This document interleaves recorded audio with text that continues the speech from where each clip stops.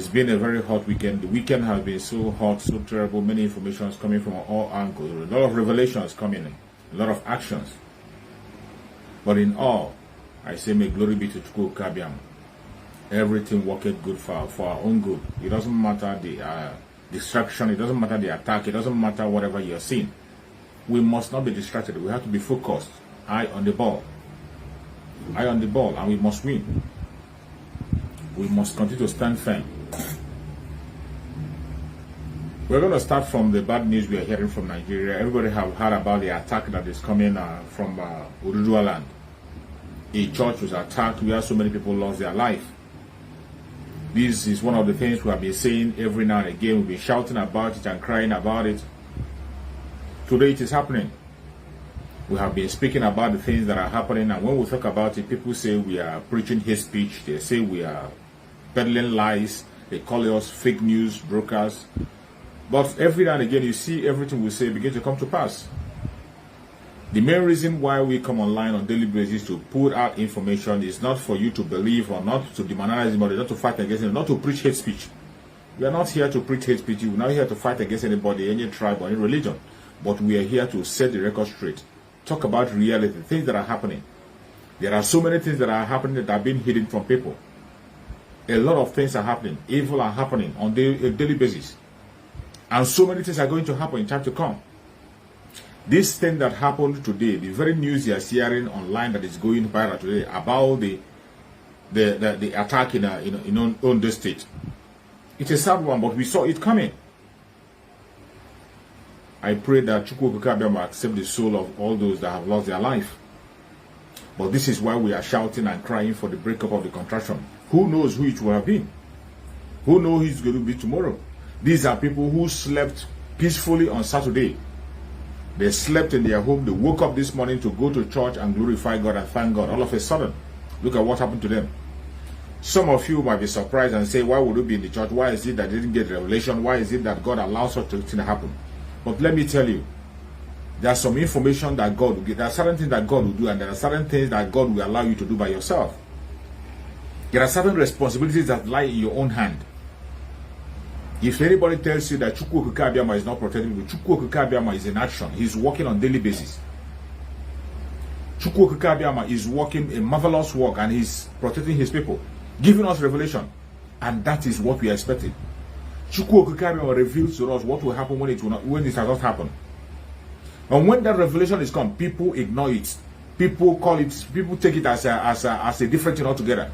When you talk about it, people begin to demonize you. When you preach about it, people begin to see the different form. They begin to term it in a different form. Some people say you are talking against their tribe. Some say you are talking against their religion. But that is not the issue. You cannot change the truth. You can't change it. No matter how you try to bend the truth, you cannot change it. The truth will always remain the truth. And God will always give us that revelation. It's left for you as human to apply that revelation He has given you and save your life. If you think that God will come from heaven to come and defend you, it doesn't happen that way. It doesn't happen that way. It is you that is living that will defend yourself. That is why you see the state of Israel. The state of Israel that you read in the Bible that are most protected by God. Chosen nation of God. Yet, they have the greatest weapon they can think of to protect themselves. They are fighting on a daily basis to protect themselves. They don't joke with their security. But when you come to the contraction called Nigeria, they will tell you to disregard your security. When we come online to blow alarm and tell people what is about to happen. When we come and tell people to protect themselves, defend yourself, people come and call us names. They call us all manner of names. They call us ethnic bigots. They say we are trying to demonize the tribe. This is not about demonizing the tribe. The revelation have come again and again and again. People have been testifying, speaking the language clearly, not a guesswork. People have been coming out from all angles, telling us exactly the situation. What you are seeing today, the very thing you saw today, it had been planned for a very long time. It had been coming. When it was happening in the north, people ignored it. I thought it would happen in the southern part of Nigeria. But today, look at the southern part of Nigeria, what is happening. In the southern part of Nigeria, look at what is happening. We are trying our possible best to make sure that we bring out the information. But even as we are trying to bring the information, Facebook will not allow it. Most of my channel have been restricted. My Facebook page, one of my Facebook page, I cannot even post it. Even in this page that I'm using, is restricted. In this page that I'm broadcasting now, I cannot even share the videos. I can't share video. Only few people can see me as I'm broadcasting. In this very page. And this is what we are facing. This is the trouble we are facing on daily basis on different channels. The time is that we are preaching hate speech, that we are saying the wrong thing. But when you look at what is happening on daily basis, critical things that happen on daily basis, this is the right message we are pushing forward. We are sending out the information of what is happening in that contraption called Nigeria. The evil that is happening in that contraption, that is what we are bringing out. It is not a propaganda, not a hate speech, not to blackmail anybody, but the truth and nothing but the truth. When we talk about the Fulani terrorists, they tell us not to talk about the Fulani terrorists. They even made their media stop talking about the Fulani terrorists. You can never hear it from their media. You can't hear it from the media. But every now and again, they continue to commit this evil, commit havoc in the city, commit havoc in the nations, and taking the life of the innocent citizens, taking the life of the indigenous people on daily basis. Yet nobody wants to call them out. When it happens to the southwest, if it is southern that commit offense, you see them, they will be quick to announce it and call the names of the people. When something happens in the southeast, mainly in Biafra, they will call the name of the people and name them and shame them and bring them out. But when the caliphate are committing when the Fulanis are committing their evil, the Fulani terrorists, when they are committing their terrorist act, they will not talk about it. They dare not attach the tribe with them. They won't even want us to speak about it. We have been warning for what is happening today. We have been warning, and more is going to come. Unfortunately, more is going to come. It's not to scare you, but this is the truth. The truth and nothing but the truth. Look at the way innocent people that slept peacefully on Saturday woke up this morning to go to the church and glorify God. Is that a crime? Children, mothers, women were shot dead in cold blood in Ondo State. The video is everywhere. The video is so gruesome that it's not something that you can be able to set your eye on. I can't even have the boldness to share such kind of a video. But go to Facebook, you will see a lot of the videos. See blood flowing everywhere in a church. People that went to worship God. What did the innocent do to these people? Before you know it now, they will come out and begin to defend them and say they are not Fulanis. They will come and defend them and say they are not Fulanis, they are not terrorists. They will begin to attack them, they will tell you that they are unknown gunmen. Even when you will see people who saw them, who testify and say about the situation of things, yet nobody's going to do anything. When we tell you that the government of Nigeria is a terrorist government, people don't seem to believe it. But every day the truth continues to come out. You saw a reverend father that narrowly escaped death. That Chukwu Okokabema himself made that reverend father to survive that very event so that he will come and tell the story of what he saw. Every one of us had it. We saw it. Chukwu Okokabema kept that reverend father alive so that the reverend father will come and testify of what he has seen. And the reverend father came out and gave the story, the exact story of what happened. Called them by their name and identity. What did the government do? Instead of going after those terrorists, they know the area, they know even the people in the area are protesting. They are protesting. There was no response. You didn't hear that they went there to go and invade that bush. You didn't hear that they went to respond and capture any one of them. This is a base where they have their cow. They are there. They are there and they remain there. We didn't hear any place. We didn't hear that the jet was flying over there to bomb the whole forest. But they are busy going after the ESN. The Eastern Security Network that Mazen Nandekano established to protect his people against this thing that happened today in Ondo State. This is why ESN was established. This very thing that happened in Ondo State today, that was why ESN was established. Today they are chasing ESN from pillar to pole. Chasing ESN, going to look for camps of ESN everywhere to destroy them. But meanwhile, the camp of the terrorists, which is known, people who have come there have come to testify, give location, mention the areas. Yet we have not heard that the military went there to go and invade the place or go. We didn't hear that the Tokona Jail went there to bomb. There was nothing like that. Today you have seen the effect. You see Ondo State. You see what's happening in Ondo State. Innocent people that went to worship. Innocent people that want to worship. Look at what happened. Their life was wasted away. More than 50 people lost their life for no just cause. And when we come and say that the only thing to stop all this madness is the end of that contraption, people think it's a joke. You wouldn't know how painful it is until when it happens to you. You will never agree or believe until when it happened to you or happened to somebody who is closer to you. That is what you're waiting for. Wait, keep waiting. Keep waiting. Until one Nigeria happens to you, that is when you will stop saying what you're saying. We are not calling for one Nigeria, calling for the end of one Nigeria out of hatred. We are calling for the end of the one Nigeria because of saving life, out of love. Out of love, we want to save the life of innocent people. That is why we are calling for the end of Nigeria. Because the cause of the problem, the reason why you will never ever have anything that causes security in Nigeria is because of the interest. Because of the interest. There are some people who have a particular interest they are pursuing, and they will do everything possible to make sure they achieve that interest. The value system is not the same. The people in the core north, and the people in the south, they don't have the same value system. They do not have the same value system. There is no way they meet in any way. In any way, they didn't meet anywhere. And this is a fact that is before everybody's eyes. Already, every one of us can see that the northern part of Nigeria, the core north, have already accepted the Islamic nation. They have already accepted Sharia in their system. Why don't you allow them to practice it? It is not a crime. We are not speaking against it. I didn't say it is a crime to have a caliphate. It is not a crime to have an Islamic country. You can have it, but allow the people who have accepted it by their own, even established, they already practicing the Sharia law already. Allow them to be on their own and practice that they want to practice without anybody interrupting them. That is what the Boko Haram is fighting for. That is what the herdsmen is pursuing. Why don't you allow them to settle? Since the people in that area have already embraced them and accepted, you saw some people coming on national television on video to say that they have already taken over in that area. Why don't you demarcate this country and let people protect their border? Once you break up this country, you break the interest. They will now focus on the area and begin to formalize and establish the Islamic nation and be able to concentrate on themselves. And they now can be able to fish out the bad one amongst them. This is right. Why are you deceiving? Why are you wasting the life of innocent people? Forcing people to be together.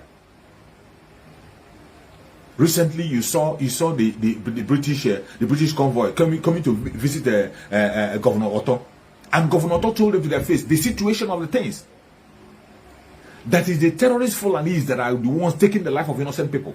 They don't want people to, and the government is in complicit with the whole matter. That the government is supporting their action. Because they never take responsibility, they never take action when something happens. You report to the government, when they are operating, you report to the government, they will do nothing. Instead, they give support to them. Mieti Allah that we all know today are the ones that are providing these food soldiers. In Benue State, when it was happening in Benue State, when this kind of killing is happening in Ondo today was happening in Benue State, they claim responsibility that they were the one. Mieti Allah claimed, even they threatened the governor of the state.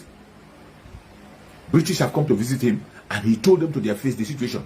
What is Britain waiting to divide this country and people so that people can have a safe place to stay?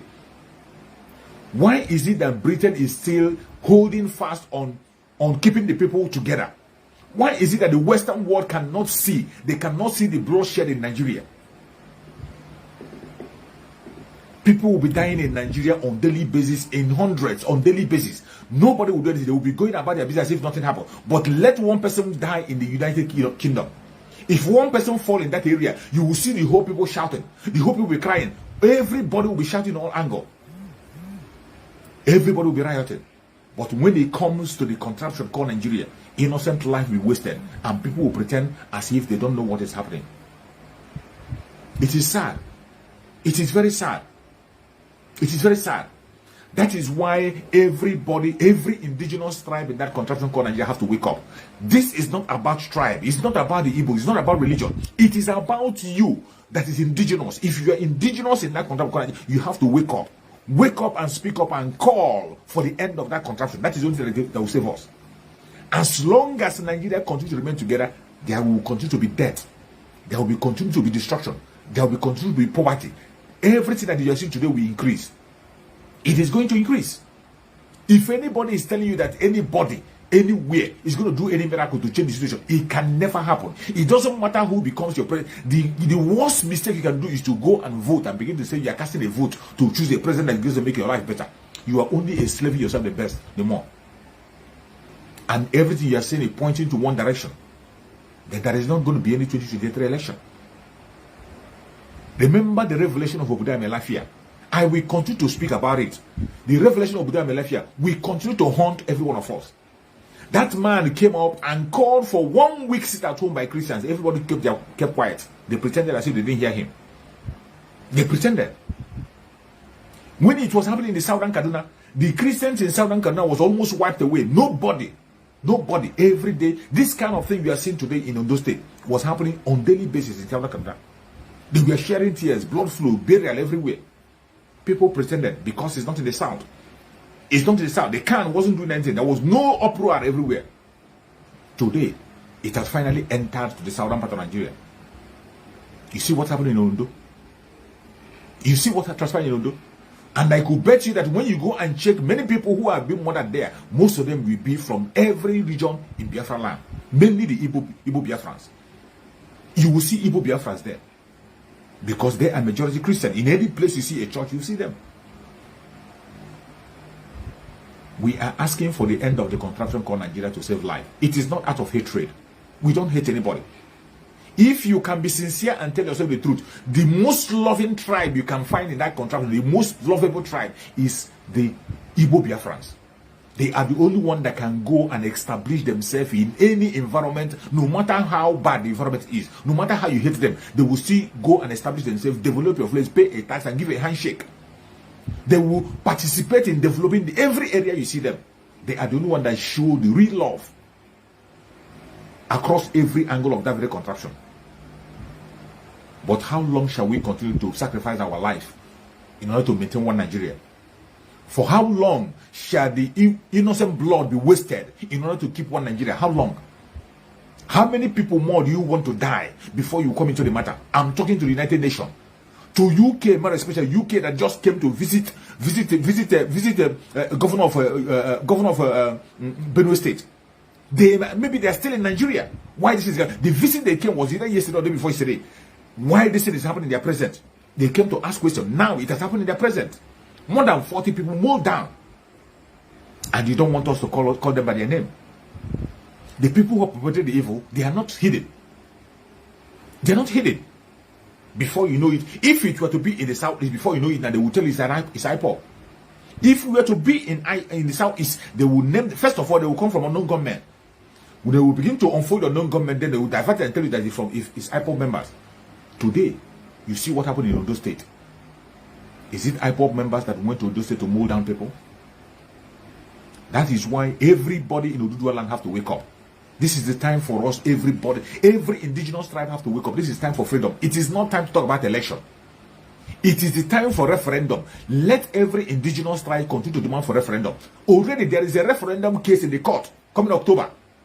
Why won't there be a major protest to demand that very referendum? Let it go loud. Let it go louder than anything.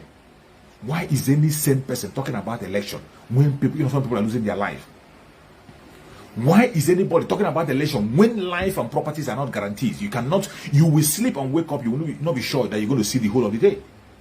How long shall we continue to sacrifice our life to keep an evil empire that doesn't have anything to offer to us? How long? How long shall we continue to sacrifice our life to keep an evil empire that doesn't have anything to offer to you or to me? It is so sad. It is heartbreaking and sad. And it is high time everybody have to wake up. Wake up and do the needful. This fight is not just for the Biafrans. It's not just for the Duduans. It is for every indigenous tribe in that country of Nigeria to stand up and speak up. We cannot continue to waste innocent blood. You don't know who is going to be tomorrow. You are waiting until it happens to you before you react. You are waiting. You are there watching and waiting until it happens to the person that is close to you before you know what to do. I pray that one Nigeria will happen to you. Those of you who are still talking about one Nigeria, those of you who are campaigning, talking about election, I pray that one Nigeria will happen to you so that you wake up and know that the only solution to the problem is what? A breakup. You break it up. As soon as you break it up, you break the interest. Listen again. There is nothing wrong in having an Islamic nation. There is nothing wrong in it. But you must not force people who doesn't want to be in it to be in it. That is where the problem comes. And that is where the diversity comes in. A destructive diversity a destructive diversity that cannot be managed. There is no way you can manage it. There are groups of people who have already made up their mind that they want Islamic nation. That is what they want. And you don't have any right to stop them. I am not standing against them. Allow them to have their own Islamic nation on their region through a referendum. Those who want to have the secular state, let them be on their side, fighting the secular state. We can still interact together. We can do so many things together. But when the country is being breaking into pieces, then people can be able to protect their borders. You can protect your border legitimately. You protect your border. You can now know when people when foreigners are coming in and when your citizens are performing something. But as it stands now, nobody knows who is a Nigerian and who is not a Nigerian. Nobody knows. You see the Fulanis, even the Fulani elders, defending the foreigners coming into the country. I have played their videos so many times when a sitting governor was telling you that Fulanis do not have any identity except Fulani. They don't even identify themselves as Nigerians. They are identified as Fulani. That is forced. They identify themselves as Fulani. And they accept anybody as a Fulani. It doesn't matter where you're coming from. They accept you as part of them, as part of the country. That is why you see the border in the north is being opened wide. They open the border wide in the north. Are yet to wake up from your slumber or your sleep and get the point that we are exiting Nigeria. Exiting Nigeria is not going to come from the platter of golden plate. You have to sacrifice for it. And we are ready to sacrifice everything, including you, if you come and stand on the way of freedom. So you need to know how serious we are. We are damn serious. Some of you are not getting it. You think we are here to build political movement? We are here for freedom. Freedom comes with price. Okay? The only thing you can do is to comment on social media. Don't ever stand on the way of Biafra freedom. We crush you. Their interest is suppressed. Biafra is the key. Once they can hold Biafra down, they can hold the whole of Africa down. Hey, freedom fighting, sorry. Because all these people are criminals, they're saying there is no way this man cannot be a criminal like themselves. They don't have a different breed altogether. They don't know that. I am Nnamdi Kanu. I don't do all this nonsense you do. My father was a very rich man, not ostentatious. I had the finest education that his money could afford. We are not poor. Have never been. That is why a poor man cannot be a freedom fighter. If you're not full of yourself, you cannot be a freedom fighter. You cannot go everywhere. We must continue.